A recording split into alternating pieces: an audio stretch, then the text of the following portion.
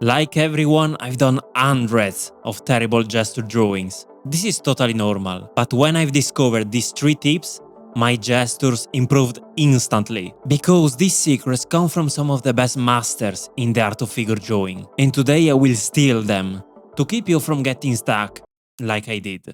I can't believe I ignored this first tip for so long. Because it didn't just improve my gestures, but also my anatomy and my drawing skills in general. Tell me if you can relate. My gestures used to be like this.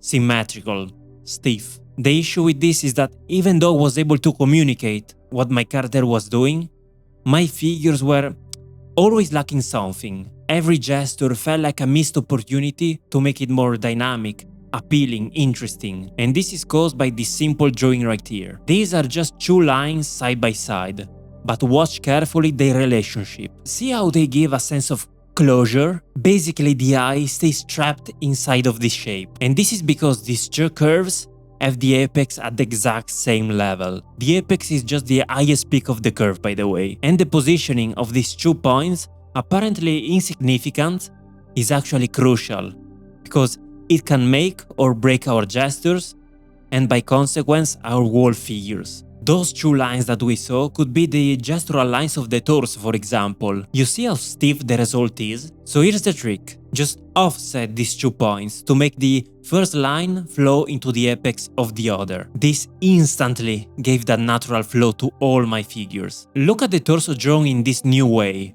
Much different. Do you agree? And the great thing is that this can be applied to anything you want to draw. None of your drawings will be stiff anymore. For example, muscles are able to move just because they follow this same configuration. And everything in nature is just like this.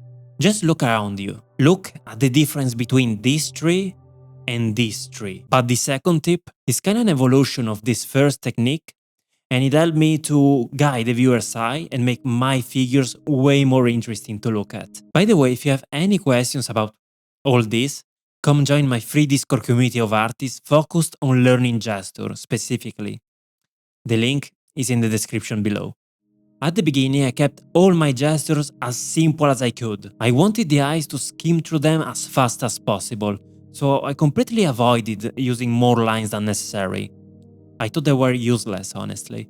But this is only partially true, because while you don't want your gestures to look like a mess, the key for a great gesture is to guide the eye of the viewer.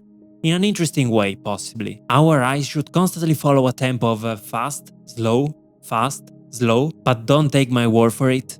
Look at this masterful example by Michelangelo. You notice how your eyes want just to rest on certain parts of the body while quickly skimming through others? Just look at all this detail in the torso, for example. Our eyes want to stay here, while almost ignoring all the rest. They are trying to tell us this. This is the most interesting part. So how to do this if we are not exactly Michelangelo and we are still in the gesture phase? Well, the best way I've learned to do this is to just repeat certain lines. Mind, this doesn't mean making your drawing a mess, just repeating a few strokes strategically in the most crucial parts of the body, where you want to create a focal point, such as the torso, for example. This creates some lateral movement that slows down the eye. You are basically rendering the flow. For the parts where you want the eyes to go fast, just keep it essential with a couple of lines, with one flowing to the other. Use asymmetry, remember. Actually, the third tip is closely tied to this. And when I first heard it, it was one of those haha moments. But for some reason, I don't see it discussed nearly enough. You see, it's easy to think about the body as a solid, compact block that contains bones, meat, and some other crap.